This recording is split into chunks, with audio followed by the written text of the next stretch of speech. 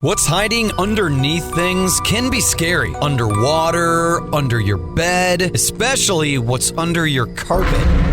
Except when you get new carpet from Carpet One Floor and Home. After tearing up your old carpet, they'll vacuum and apply Health Annex antimicrobial to your subfloor, disinfecting and killing mold, mildew, and any remaining general awfulness. Carpet One Floor and Home goes the extra mile to protect you, your family, and your home. Carpet One Floor and Home in Columbia, making your home beautiful, guaranteed.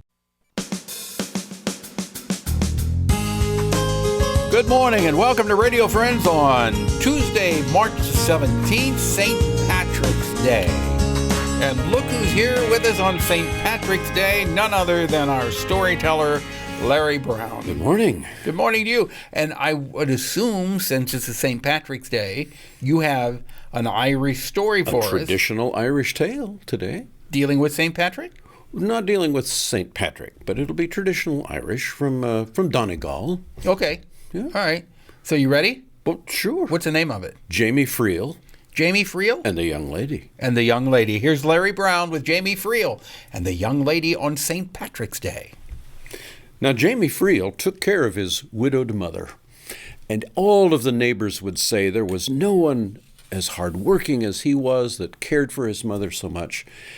And he did. He did all he could to turn that little farm into enough of a profit to feed his mother and himself.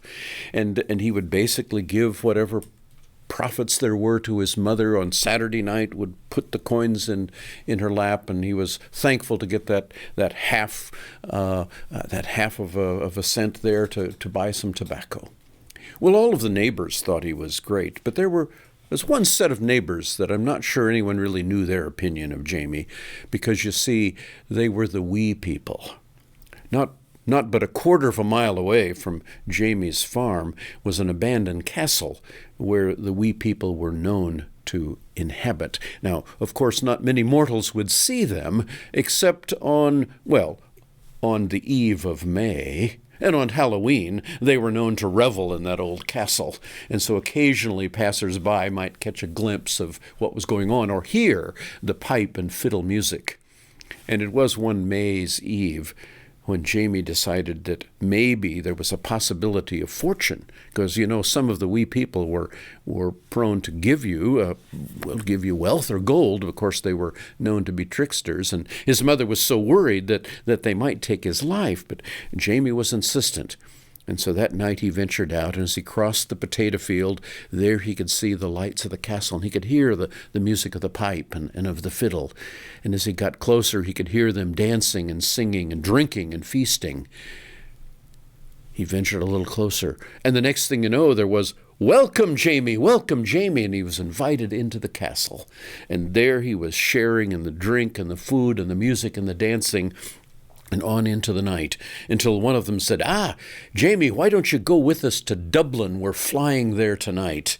And he was probably had too much to drink, and of course he was a young man needing perhaps a bit of an adventure. He said yes, and off they went, and they told him they were going to capture a young woman.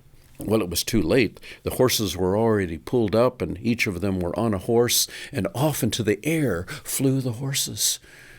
And as they would go over the mountains and the valleys and the villages, the fairies would name the place they were going out, and they would all say the name, and on they went through the night, until indeed they came to Dublin. And they came to a very nice place there on Stephen's Square, and there, peering through the window, Jamie saw a beautiful young woman asleep on a bed on a large pillow. And there before his very eyes, those wee people and the fairies went in and took that young woman and replaced her body with a stick that assumed her shape and form. And off they rode. And as they rode over the various villages, the wee people would pass off the young woman to the next one of them. And as they approached home and were naming out the villages, Jamie heard they were getting close to where he lived. And as they went over his place, he asked if he could carry the woman for a while. And when he got her, then he flew his horse down to his own cottage. And the wee people were very upset about this and says, he's taking her. And they did some magic, and for a while he was holding a sack of wool, and then he was holding a barking dog, and then he was holding a hot bar of iron, but he didn't know what they were doing. But as he arrived at his door, they said, he's taken her, and off they went. Well, now Jamie had arrived home in the middle of the night with his mother coming to the door, and what have you got? And Jamie says, well, I've got this young woman.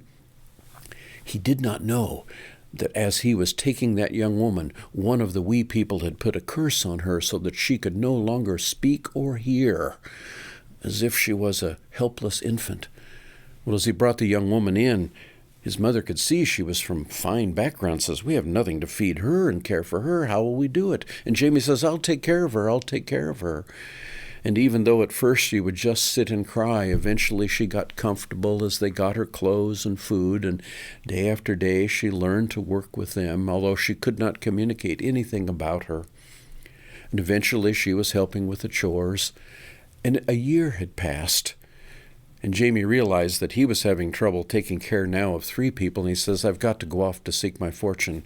And it was on a May's Eve that he went back to the castle.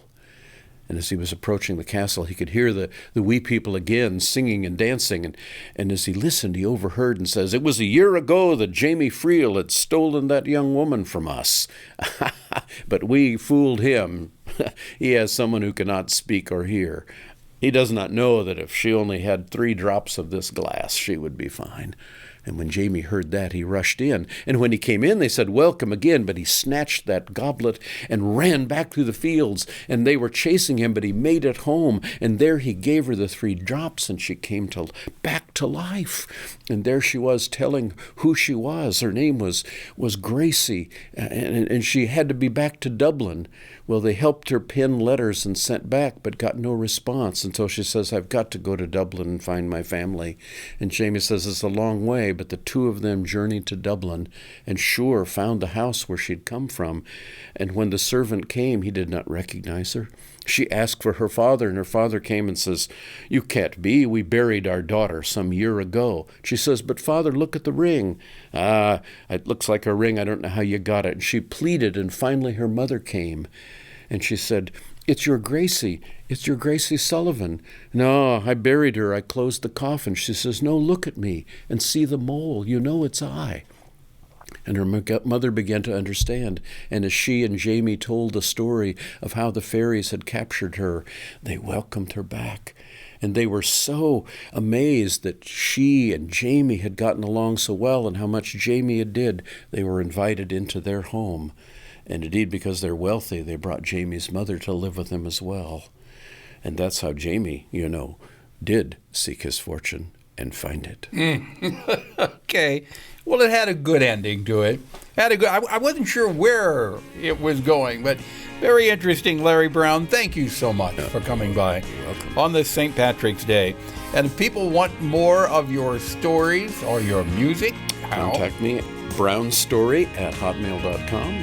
I'll get back with you. Okay. And he'll come and tell the story for you or your group or organization. Sure. Larry Brown, always a pleasure to have you here. All right. Something you'd like to hear or see, let me know. pepperpmissouri.edu. Bye-bye.